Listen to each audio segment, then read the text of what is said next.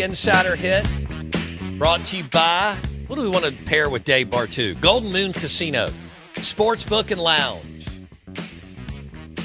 full bar and food. Great place to watch the games, 40 TVs, Mom and M's, new restaurant concept, very whiskey bar, craft beer bar.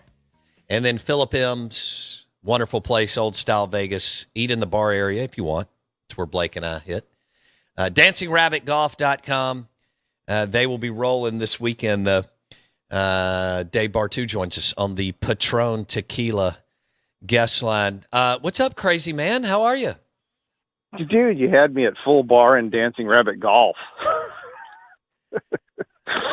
I'm doing great. I'm doing great. Already, the coaches' hours were kicking in. This morning, phone starts ringing at bloody 4:30. Oh God! And oh yeah, and Coach Ops guy's on. He's like, "Hey, Coach told me to give you a call." Dude, yeah, okay. Why? And so what had happened is O-line coach calls head coach, and hey, I'm interviewing for this job, and it's a better job, and I'm gonna make more money, and blah blah blah blah blah. And I mean, you get it, right? And then I'm like, "Oh, where's his wife from?" That's one always my question. He goes, "She grew up 30 minutes from the university." Oh, he gone. Right. Right. It doesn't even matter what the pay is, but he's gone, and head coach immediately gets off with that guy. Calls football ops, say, "Hey, we're losing XYZ," and get on the horn with Bartoo.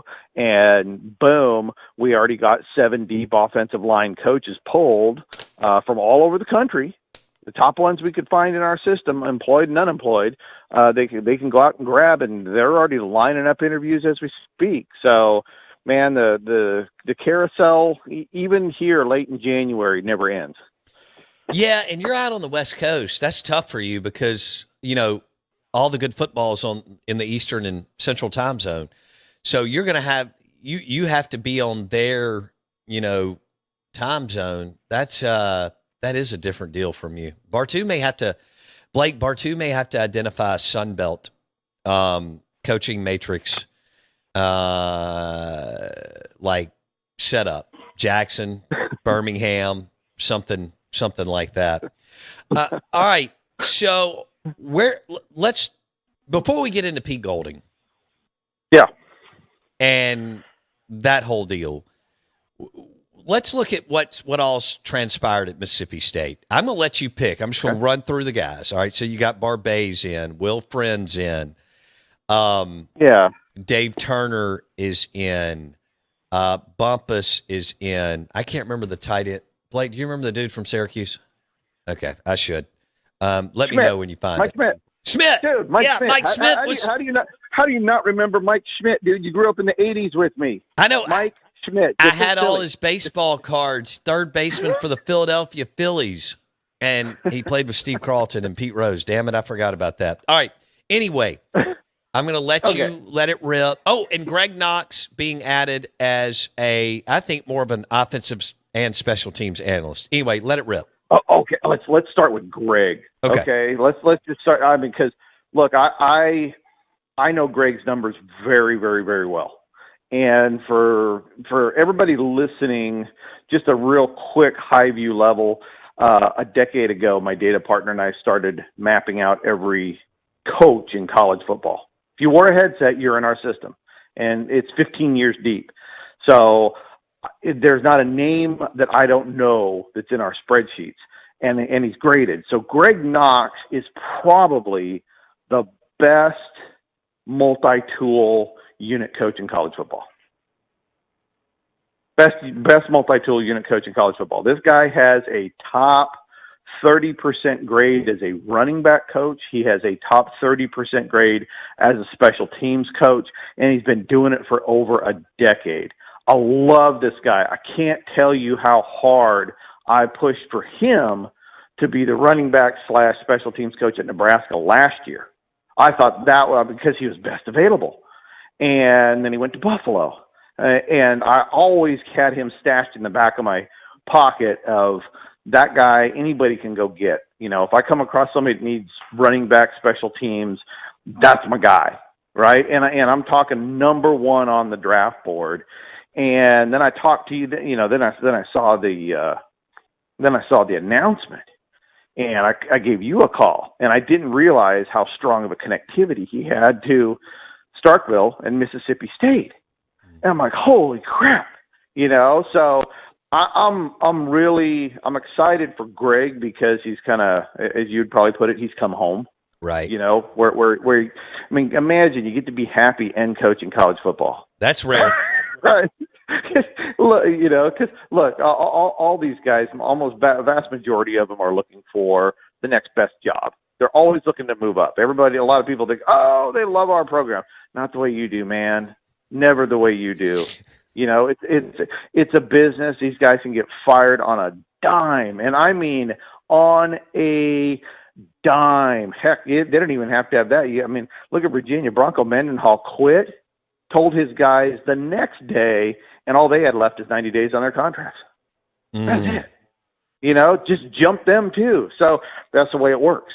So Greg Knox, I love that acquisition in the numbers, especially given the sample size we have. Now, another big sample size, and this was absolutely a no-brainer to me, was Will Friend.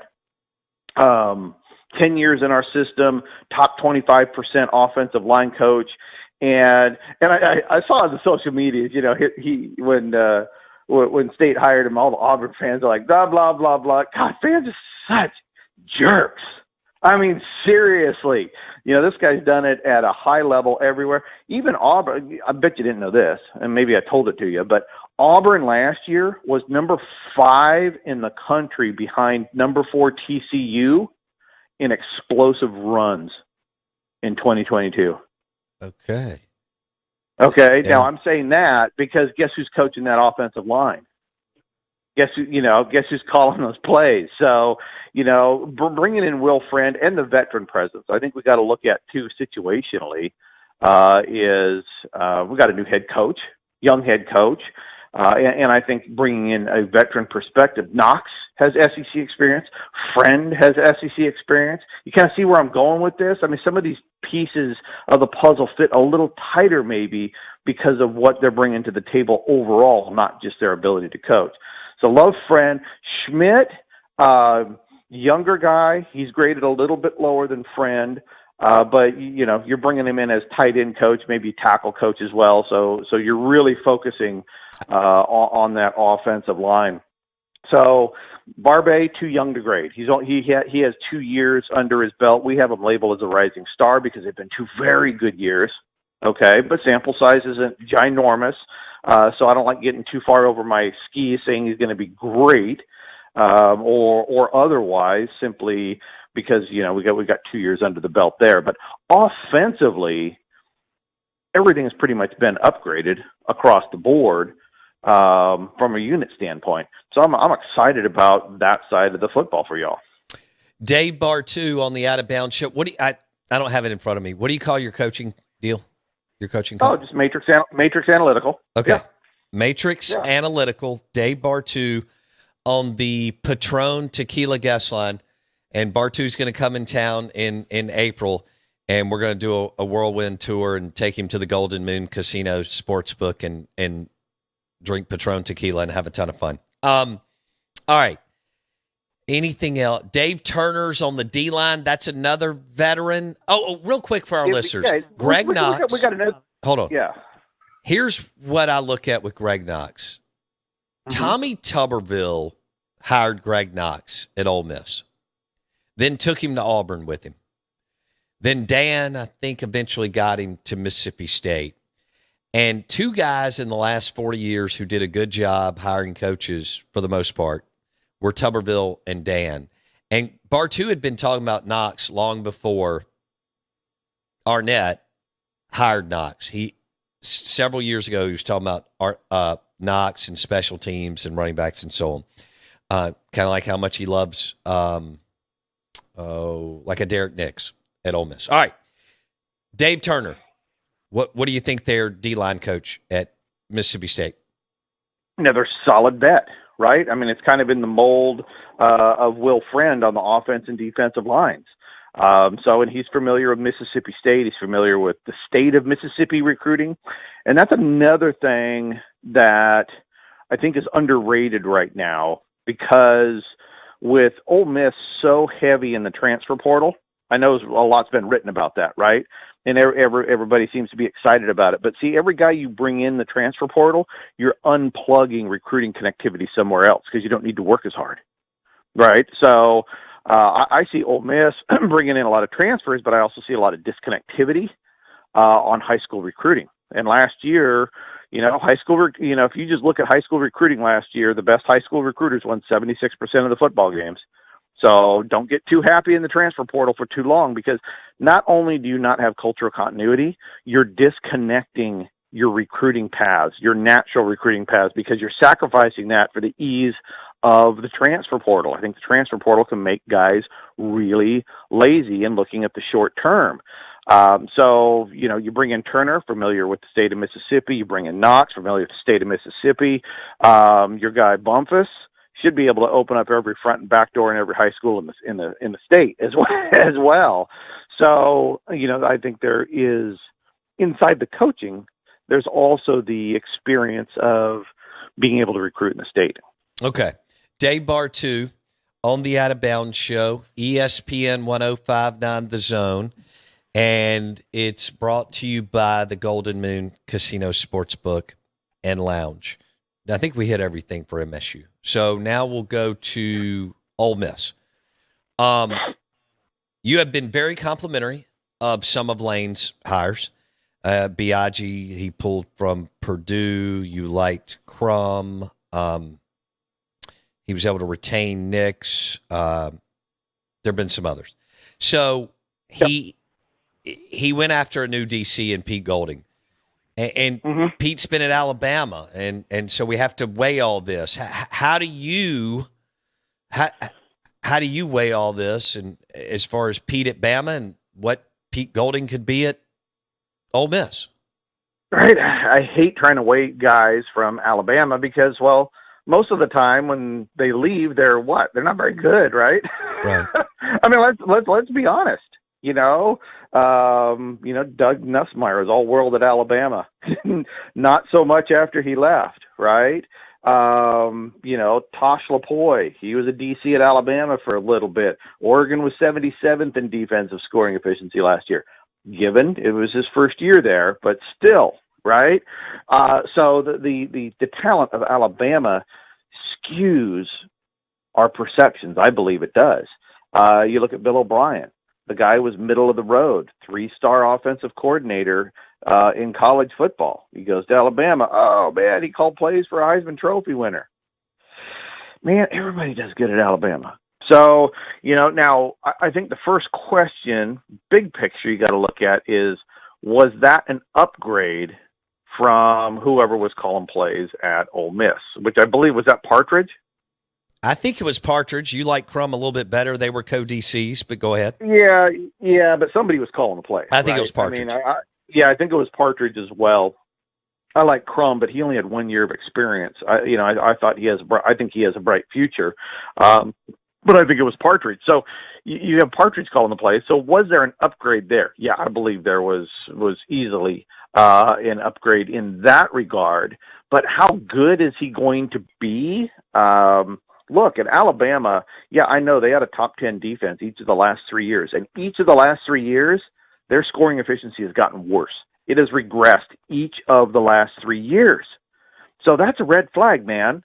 On one hand, we're looking, wow, he put up a top 10 defense. Yeah, with top 2 talent, right? And it was consistently top 10, but it was a regressing top 10. So is it an upgrade for Ole Miss? Yes, I believe it is. As a guy that's experienced in the SEC, absolutely. Every big game, he's been there. So the experience in the SEC is not going to be a question.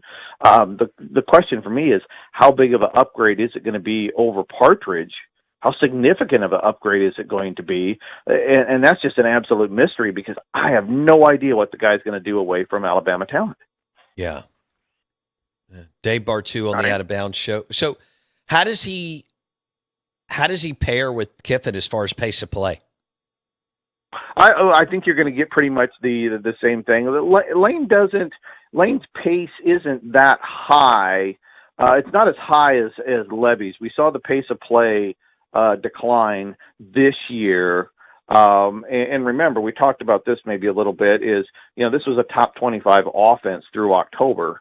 And then it just tanked in November and ended up, I think 44th or something like that. Still very good. But the pace with Lane is slower than with Jeff.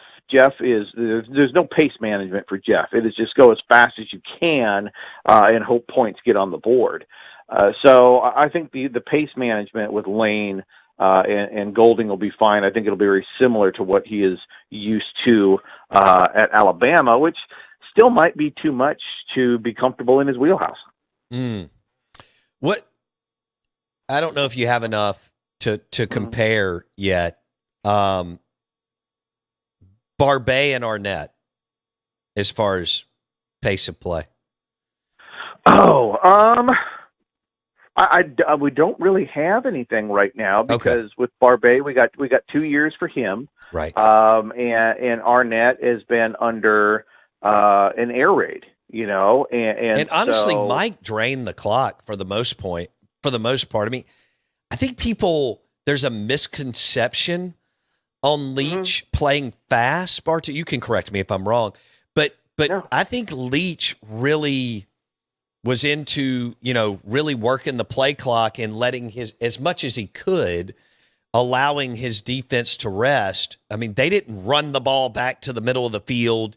Although they don't, I think we automatically think, they don't huddle, so they play fast. Well, damn near nobody huddles this day and age. And so I don't think Leach played that fast, but you can correct me if I'm wrong. I felt like they snapped the ball with 5 seconds or less damn near every play. He adjusted it. I mean, it was much faster at Tech, and it was much faster at Washington State, and I feel that was part of his game management. He understood the strength of what he was facing. See, at Texas Tech, you're talking about a bottom half recruiter in the Big 12. But the top half recruiting in the Big 12 isn't really that powerful. Pac-12, bottom half recruiter again. Is the top half recruiting in the Pac-12 really that strong week in and week out? No, it really wasn't. SEC, bottom half recruiter. Dude, the top half of the SEC is all top 20 recruiters.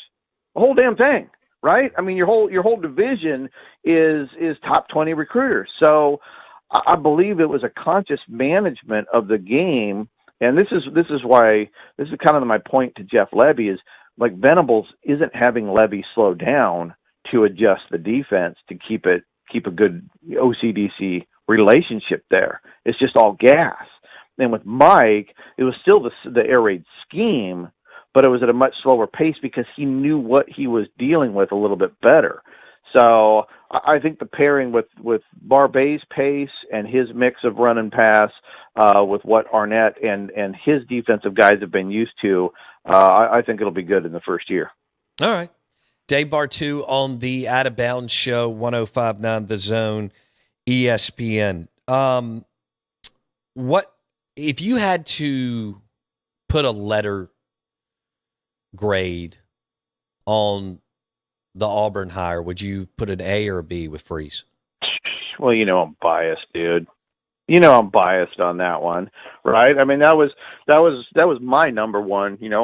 From a matrix analytical side, that was our number one guy on the board. Right. Right. I mean, that's you take a look at everything, not just the performance numbers, but everything else that goes into managing a head coach, the recruiting ability. It was you got the best available. So I don't know how you grade that. Right? I mean, do you grade it a C because you got what you expected, right? Or do you grade it an A because it was the best guy, the best, you got the best guy available? It's hard to say. I just feel under that circumstance, in that situation, given the guys available, did John Cohen and Auburn get the best available guy for that situation in that time period? I absolutely believe that. So whatever grade you want to give that, that's cool, but I think they got the best guy available for that situation. What about Dan Enos to Arkansas, replacing Browse? Dude, this is you want to talk about cherry picking, right? It's like you see all the Arkansas fans going, "Woo, we had like one of the best offenses ever when Pittman was the O-line coach and Dan Enos was the offensive coordinator." But don't talk about how he regressed every year after he left Arkansas. I remember those years at Arkansas when he went after he let go. Man, his grade in our system, I mean, he was good. This is when we were just getting this together. I'm like, oh, I love Dan Enos. And got a little bit over our skis on Dan because sample size wasn't very big. And if you notice, Dan did have great years at Arkansas. But since then, all average or below average. Across the board. Not very good. In fact, right now, for guys with more than 4 years of experience, I think he's bottom 2 or 3 in the SEC. An offensive coordinator, bottom 4, for guys that actually have a graded sample size. So is this anywhere close to Kendall Briles? Gosh, no. Okay. Huge step back there. What about I've got about a minute or so. What about Petrino to A&M? Oh man, lions in the cave, right? I mean, how many guys you got all wanting to be head coach? So if they don't start infighting, this is going to be a phenomenal test because the passing game should increase. It's a big upgrade over Jimbo Fisher play calling. Question is, will Jimbo let him do it?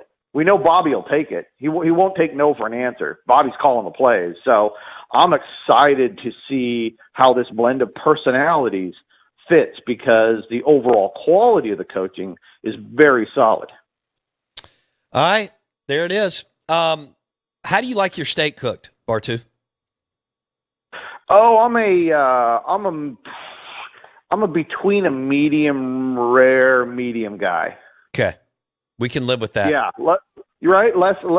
Less than medium, but not some raw meat in the middle. Okay, good deal. Okay, yeah. That's mostly. We'll call it mostly pink. Do you have a stuffed or mounted animal in your living room or in your house? Because you hunt like crazy. No, I don't. I just have skulls and antlers. Skulls and antlers. The wife is like, you're not doing that. Plus, I don't want to waste the money on that crap, anyways. Boom. We'll leave it there. Dave Bartoo, Matrix Analytical on the Patron Tequila guest line. All right, buddy, go get you an elk. We'll talk soon. Out of bounds. Peace, brother. Thank you. Super stuff. ESPN 105.9 The Zone. Hey, we went hardcore sports there, Blake. I want to hear anything about it. I do want to let you know that Kessler Prime now has Patron Tequila, super premium tequila, and Long Branch bourbon. I also want to let you know that the best selection of trucks and SUVs is on Lakeland Drive. Mack Hike in Flowwood. Once you get your truck, SUV or Jeep, you can take it to Rick's Pro Truck. Enjoy the day. Have lunch at Bulldog Burger, Lake Harbor in Ridgeland. Bulldog Burger, Lake Harbor in Ridgeland. And we'll see you tomorrow.